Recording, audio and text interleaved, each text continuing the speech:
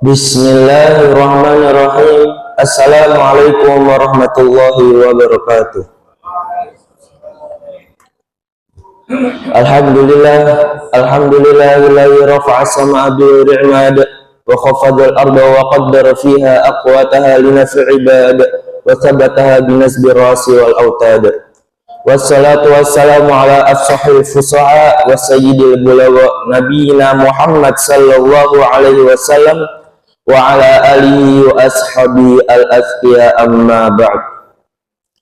Pertama-tama hendaknya kita bersyukur kepada Allah yang telah memberikan banyaknya nikmat kepada kita sehingga kita bisa bertemu di majlis pada pagi kali ini untuk melaksanakan ibadah salat subuh yang insyaallah diberkahi oleh Allah Subhanahu wa taala. Salawat beriringan salam tidak lupa kita curahkan kepada baginda kita Nabi Muhammad sallallahu alaihi wasallam beserta keluarganya dan umatnya hingga akhir zaman. Bapak-bapak, ibu-ibu jamaah Masjid Zalatul Abror yang insyaallah dirahmati oleh Allah Subhanahu wa taala.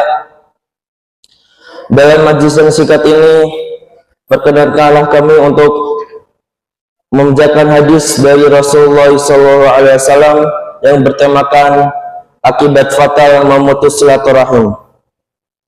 Rasulullah SAW bersabda, "Ma min dzambin ajdaru an yu'jilallahu li sahibi al-'uqubah fid dunya ma'a ma yadkhiru lahu fil akhirah min al-baghi wa qati'atir rahim."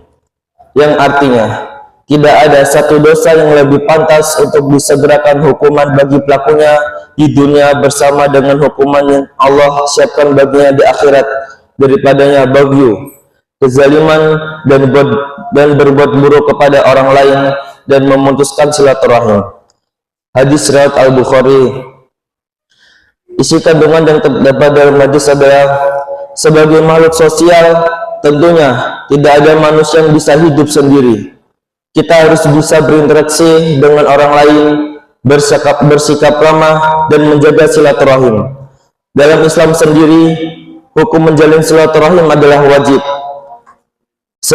Rasulullah SAW bersabda, "Barang siapa yang beriman kepada Allah dan hari akhir, maka hendaklah ia memuliakan tamunya. Dan barang siapa yang beriman kepada Allah dan hari akhir, maka hendaklah ia menyambung hubungan silaturahim." Hadis riwayat Bukhari. Rasulullah SAW bersabda, Rasulullah SAW melainkan menekankan keutamaan silaturahim, demikian juga beliau mengancam orang yang memutuskan silaturahim. Dari Jubair bin Mut'im bahwa Rasulullah SAW bersabda, tidak akan masuk surga orang yang memutuskan silaturahim. Hadis riwayat Bukhari dan Muslim. Karena ada ancaman tidak masuk surga, maka dosa memutus silaturahim termasuk dosa besar, karena akan banyak menimbulkan kerusakan dalam kehidupan. Bahkan memutus silaturahim termasuk sebab yang akan mendatangkan laknat, menjadikan ketulian dan kebutaan hati. Allah SWT berfirman yang artinya, "Maka apakah kiranya jika kamu berkuasa, kamu akan membuat kerusakan di muka bumi dan memutuskan hubungan silaturahim? Maka itulah orang-orang yang dilaknati Allah dan ditulikannya. Telinga mereka akan dibutakannya penglihatan mereka." Quran Surat Muhammad surat ke-47 ayat ke-23. Hubungan personal yang buruk biasanya menjadi fenomena umum yang terjadi di kalangan masyarakat.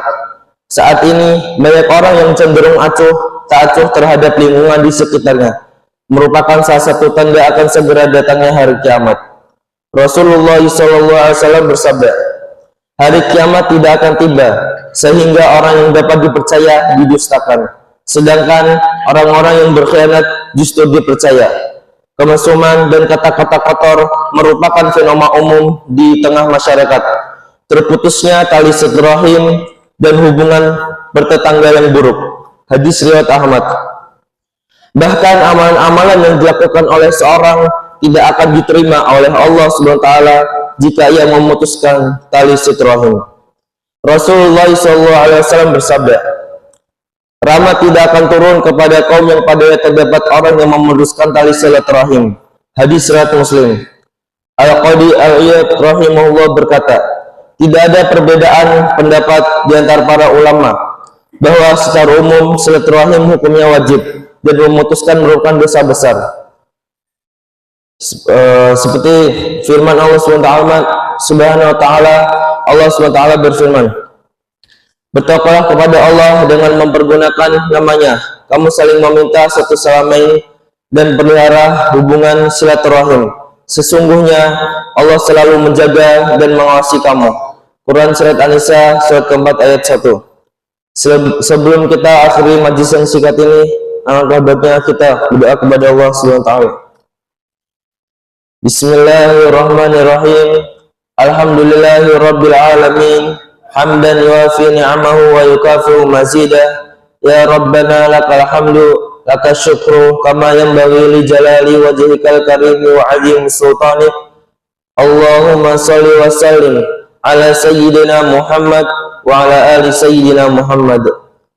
Ya Allah yang maha besar dan maha kuasa, kami mohon kepada Engkau ya Allah untuk para musyrif, pemberi wakaf, orang tua asuh, donatur, pembina dan pengurus yayasan, pengurus ponpes, Bapak Ibu jamaah salat subuh Masjid Zaratul Abror dan umat muslimin dan muslimat.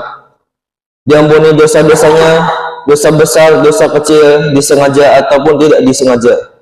Diberi hidayah agar dapat melaksanakan semua perintah-Mu dan meninggalkan semua larangan-Mu. Diberi kesehatan agar bisa istiqomah dan melaksanakan ibadah baik yang wajib maupun yang sunnah. Diberi rezeki yang luas dan berkah agar mau berbagi kepada anak yatim dan duafa dan perjuangan Islam. Diberi kemampuan bisa bersabar jika menerima musibah dan pandai mensyukuri kenikmatan. Diberi keturunan yang qurrata ayun, keturunan yang soleh dan solehah. Rabbana atina fid dunya hasanah wa fil akhirati hasanah wa qina adzabannar. Subhana rabbika rabbil izzati amma yasifun wa salamun alal mursalin walhamdulillahi rabbil alamin. Sekian dari saya. Wassalamualaikum warahmatullahi wabarakatuh.